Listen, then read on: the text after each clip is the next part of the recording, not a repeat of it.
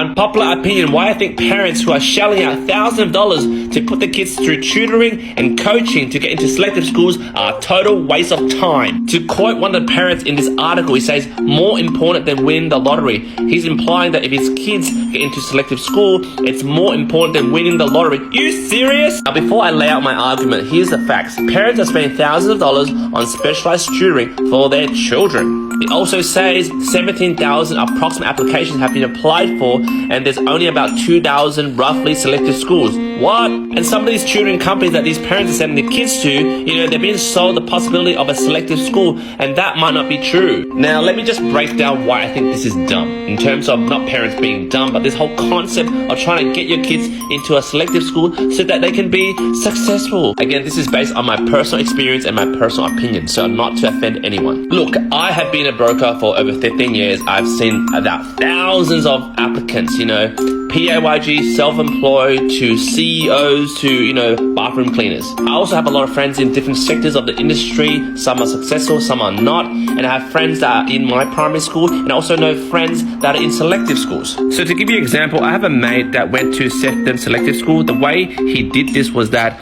he was in a normal primary school, like public school, during high school. And then to go into the selective school, he went through this loophole where after completing year 10, he can apply for year 11 and 12 at the Sefton Selective School by not doing a test at all. So there was no test, just did an interview with the principal, and then he got in. And what he told me was that everyone in this school was smart. Well, I will say book smart. And he himself, like myself, is street smart. And he's pretty bad with his academics. But what he noticed was that when he entered this school, his usual average marks, for example, 70% for every test, got basically pulled up by all these higher smart people or academically smart people. So for his HSC, or back then UAI, he got like 95 points. But in all honesty, if he did this test in the bloody public school, he would have got maybe like 80.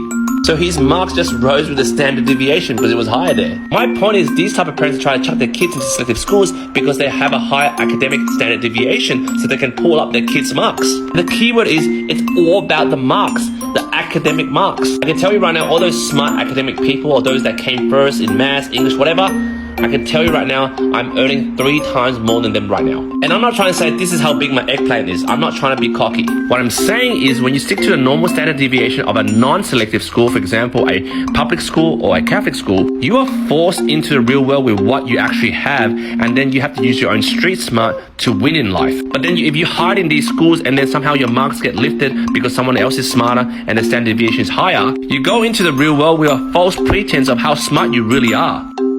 And then you get higher marks, and then you get a job because of the higher marks, or because you supposedly came from a selective school. You start putting your confidence on these pieces of paper, which they call academic pieces of paper, to show your self-worth. And then you neglect all the street smart skills that you should have learned if you have gotten knocked around in life. And you must be scratching your head right now and asking, what do you mean, Q? Okay, this is what I mean. I finish high school, I go apply for a job, and I give them my CV, and then they look at it. You come from a non-selective school. I don't recognize this school, and this uni is pretty crap because you went to a shitty school. I'm sorry, you get the shitty job. Because I have no choice, I do the shitty job, and I work from the bottom and try to work up. And then I gotta scratch my head. How do I improve my personal skills, my street smart skills, to rise above the ladder, the bloody corporate ladder? I worked on my sales skills. I did door knocking. I did cutthroat retail. Did every admin job, call center job. When I was in my 20s, I did 2-3 jobs. And while that, I was at Toastmasters, which is a communication program, for like 5 to 7 years to improve my public speaking and my communication skills. And I got so sick of the PAYG politics in these corporate companies, I started my own bloody business. 15 years of working 100 hours a week, and now I'm here today.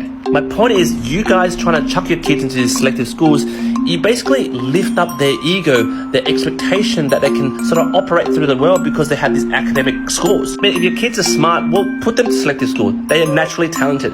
But if your kids are dumb, or just like street smart like me, don't try to put like a circle in a square peg. No amount of African tutoring or coaching to squeeze, what did King Lear say to blah, blah, blah, would get your kids smarter in life or ahead in life. That is why I'm not going to get my kids doing any tutoring. I'm not going to chuck them to selective schools. If they are naturally talented, we'll go there. But if they're not, doesn't matter. When they're 12 years old or 13 years old, I'll get them an ABN, start a business, run it to the ground, learn from what you made in terms of mistakes, and do it again and again and again. By 18, they're bloody super entrepreneurs. If you made it this far, jump in the comments, let me know what you feel and what you think of what I'm trying to say. I'm not trying to stir you. Either roast me or toast me. I love to read your comments.